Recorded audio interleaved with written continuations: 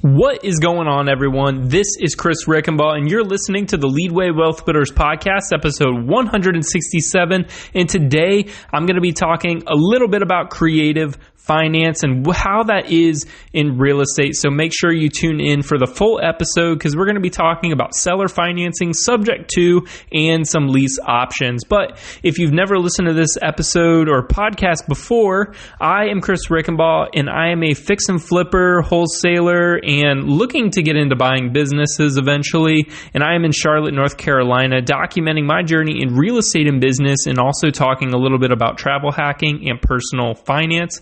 You can find me everywhere on Instagram and TikTok at chris.rickenbaugh. So that's chris.reicenbach. And if you're listening to this podcast, stay right where you are, or it's also available on YouTube, Apple, Spotify, Podbean, and Amazon. So make sure you go tune in. Make sure you leave a like and review because that's the only way we can reach more people and get them tuning in to learn about real estate and business. So thank you for leaving those likes, ratings, and reviews. But let's hop into the content for today. So I am talking about creative finance. So creative financing is pretty much how it sounds. So you're getting creative on the purchase and sale of the property in real estate. So that can look as creatively as you want. I know that's a little bit broad, but I wanted to go over the three things in real estate that's most common in creative financing. So the first one is seller financing, where the owner is the bank. So for an example in this, say somebody owns their house outright for $200,000 and you go up to them and say, hey, I would like to buy your house, but I have no money. Would you seller finance the property for me?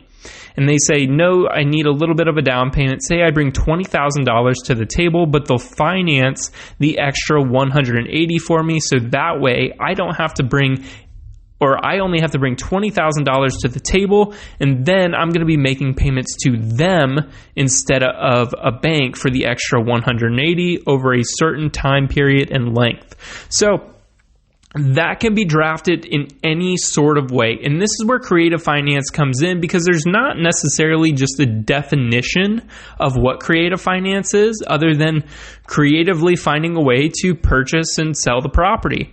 So for seller financing and that exact description I just gave, trying to do seller financing with a seller, it can look any sort of way. You can put $1 down, you can put no money down, you can put 99% of it down. It doesn't matter. As long as you're working with that seller to figure out what they want in that long term, they are able to finance some of that property for you if you're not able to go to a bank. So for some people, say for real estate investors and business owners, we can't really go to a traditional bank to be able to get a loan because we're not financeable. It doesn't show that we have normal income, so we have to look at creative ways to be able to buy these properties. And this is how investors grow their portfolios so well, is because they find these people and they're able to pitch it to them and say, hey, well, instead of me going and getting a bank and you having to get this lump sum of money that you're going to have to pay a ton in taxes for,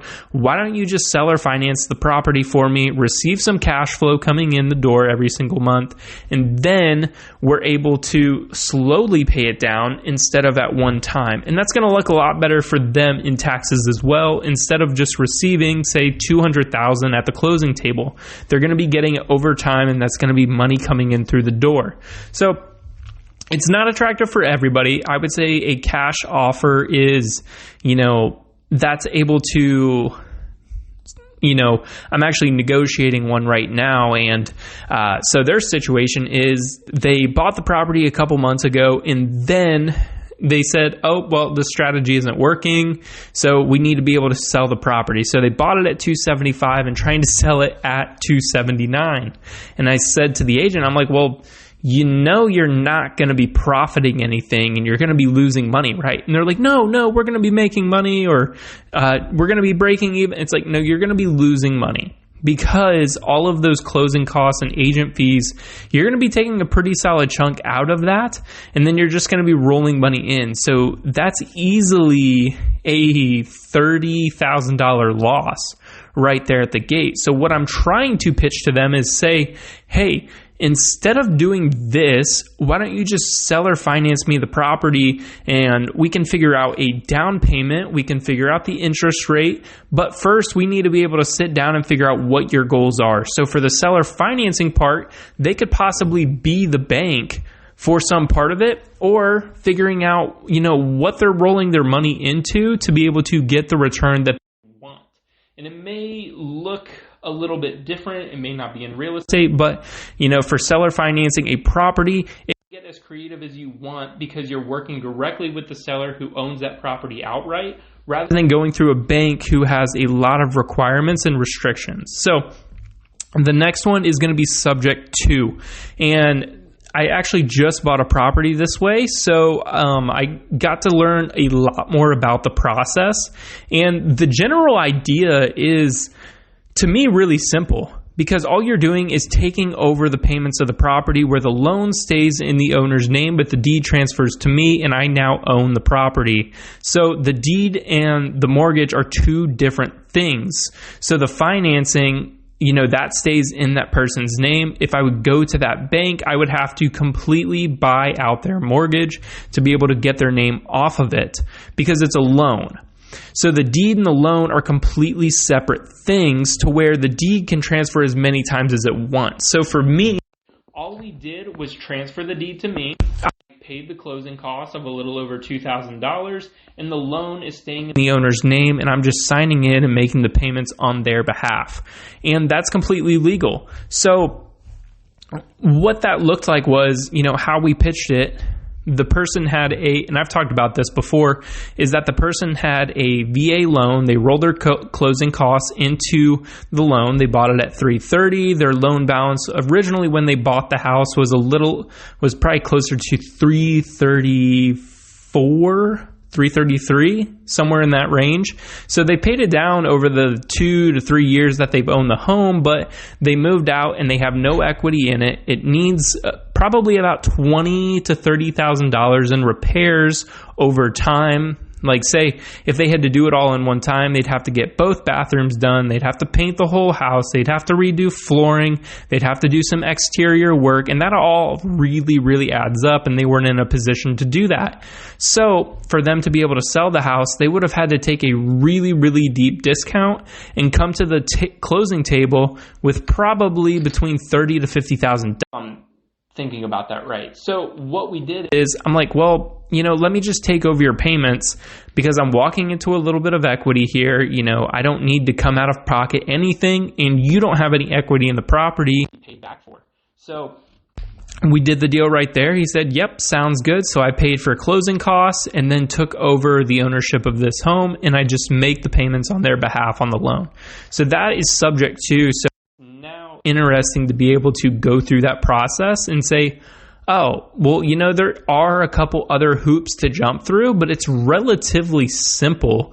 The paperwork is all really simple. It's just kind of like going through the insurance, making sure you're doing that correctly, and then being able to make sure the seller gets what they want. So normally they're requesting a little bit of money because they have some equity in the property. Here, it really wasn't anything for me to be able to give them, and it just kind of worked out that they weren't really looking for anything. They're just kind of looking to get rid of the house. So it all worked out on subject to.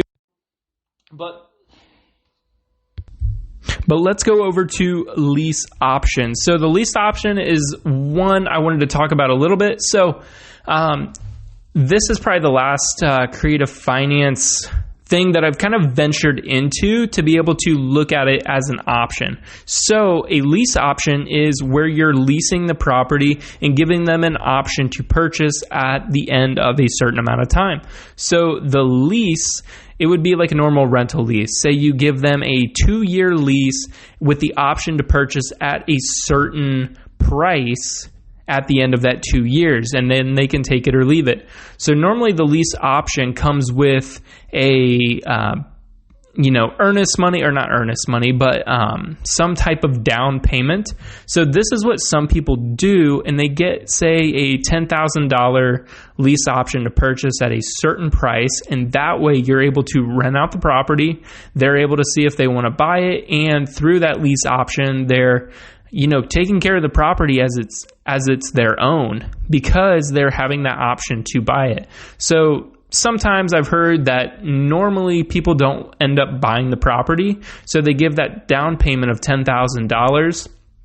And I wasn't sure technically about the contracts on that, but being able to give them that option to buy that property as they're paying down the mortgage themselves. So being able to craft that alongside with subject to, sometimes you're able to buy that house creatively. So, for some of these entrepreneurs that maybe don't qualify for a normal mortgage, but still want to buy a home, you're able to convince that owner to do a lease option to where you're renting the home for a couple years with the option to purchase it in, say, once you have the credibility or you've been in business for a while, then you're able to buy that home or possibly keep leasing it. So I just wanted to go over those 3 quick things on creative finance.